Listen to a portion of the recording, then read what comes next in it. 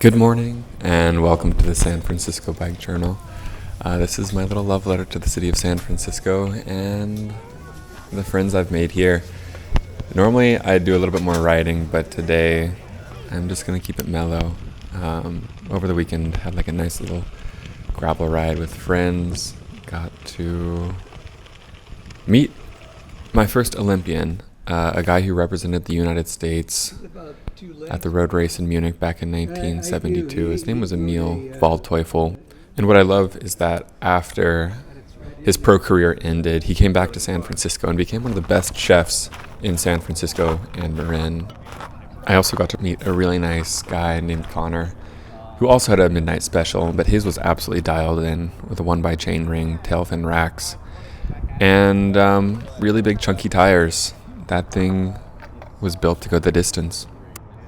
And back at the museum, I feel like I'm finally getting a hang over the audiovisual system. It's still a million cables and cords, but the microphones are all working. Things tend to make sense. And the speaker series that we held Charlie Kelly turned out really, really well. But that's enough of a flashback. It is finally persimmon season here in the Bay, and I'm stocking the heck up. I can go through one or two of these a day. And what's great is I have a coworker who has one of these trees in his backyard and is just dumping in my lap. Absolutely a godsend. I'm heading to the opera in the afternoon, which I'm really excited for. But my friends live right on the way, and they're having a little brunch, so I stopped by to say hello. And this fella right here is Bingo, a.k.a. Bingus Maximus. The finest snout on the West Coast, the most chaotic energy. He's got a tail that just does not quit. What a treasure. The first time I had a persimmon was at the Clement Street Farmers Market about a year and a half ago with a friend named Sim. And at that point, I was just eating it kind of like an apple. You gotta do what you gotta do. But my favorite way to eat it is definitely sliced. Like the consistency, the texture is kind of like eating a little potato chip. But B, and the chemists in the comment section can let me know if this is correct.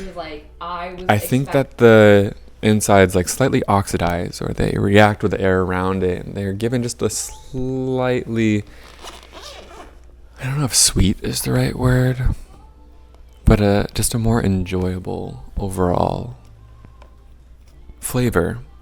I think the same thing happens with bananas, like when you chop it into your cereal. But yeah, I know I told you earlier that there wouldn't be much biking in this edition of the San Francisco Bike Journal, but it is the San Francisco Bike Journal, and I've got to get to the Opera House a little bit early because my uncle, believe it or not, is one of the makeup artists for the opera and the ballet, and one of the perks of that gig is that he every once in a while gets to give his nephew a ticket or two to the live performances, which I am so incredibly grateful for. But if you want to get the good seats, you've got to get to roll call early, hop in line, and it's basically first come, first serve once you're inside.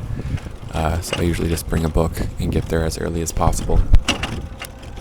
Getting to the Opera House is really easy when you're coming from the west side of the city, because it's basically all downhill.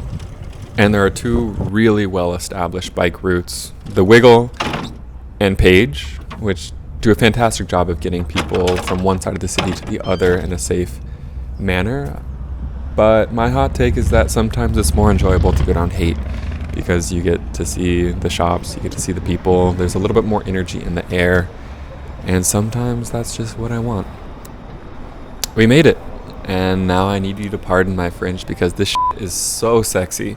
There's something about being next to a massive stone monolith like this building right here and feeling like an absolute ant. I am in awe of what they were able to build almost 100 years ago, and I'm so glad that they did, because modern architecture will never compare. I used to be a massive Ludwig Mies van der Rohe fan. He was the guy who coined the term less is more.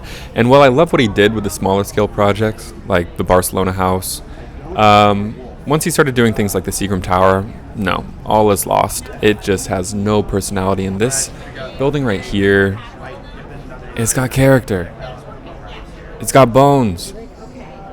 It feels like it's not trying to hide anything, whereas the big international style skyscrapers really do feel a little bit ominous. And while I love New York City with my whole heart, that's where my mom is from, Lincoln Center will never compare. I mean, it just does not have that je ne sais quoi, and that's cliche, but I feel like this building envelops you. It makes you feel as though you are inside of a fireplace, whereas the Lincoln Center complex, it just feels more like a piece of jewelry, something that folks wear for an evening to make themselves feel better than something or someone. And I think that, like, stylistically, we're better off building buildings that make you feel welcome rather than institutionalized. But that is way more of a TED Talk than anyone asked for. That book I was reading in line, it was called Crazy Salad by Nora Ephron. I've been on a bit of a Nora Ephron binge lately. This week I watched When Harry Met Sally, which everyone needs to watch during the holidays, as well as Julie and Julia. But the book Crazy Salad is really interesting. It was written by her in 1975. She's talking about her experiences in the 1960s, so it's 1975 looking back on 1962, which, as someone born 25 years after the book was written, it's really interesting to just hear about what life was like back then. Before the show begins, I would like to thank our totally legit sponsor, Wikipedia, for making the San Francisco Bike Journal possible. This week we learned that Carrie Fisher's ashes are actually held in a giant novelty Prozac pill, and that Julia Child kind of first learned how to cook with shark repellent during World War II.